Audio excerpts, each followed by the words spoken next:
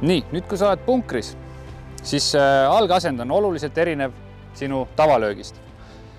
Sinu argseis või siis algasendis jalad võiksid olla oluliselt laiemalt. Proovi nad korralikult siia liiva sisse stabiilselt ära mahutada. Samuti gripist hoiame altpoolt kinni. Ja nüüd sinu keharaskus võiks ka olla natukese rohkem juba algasendis vasaku jala peal.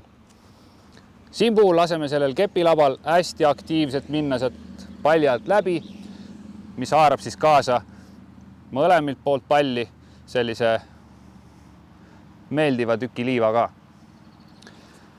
Sinu svingi tunnetus võiks olla selline, kus kepp teeb rohkem sellise teravama nurga ja lased sellel labal meelevaldselt üles tõusta ka. Niipea kui su käed siia alla kinni jäävad, see palli taha väga lennata. Nii et lase lendu käed lõpuni välja.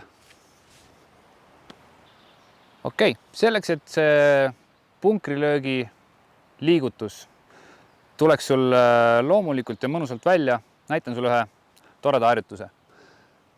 Tõmba siia 2 triipu, umbes 10-15 sentimeetrise vahega.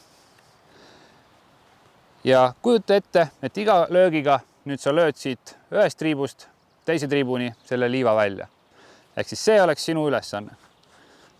Korralik algasend, jalad laiali, kergelt vasaku jala peale, gripist altpoolt kinni ja lased golfikepi labal mõnusalt liikuda. Ja seda saad teha mitu korda, nii et need triibuvaheline ala siit minema pühiks.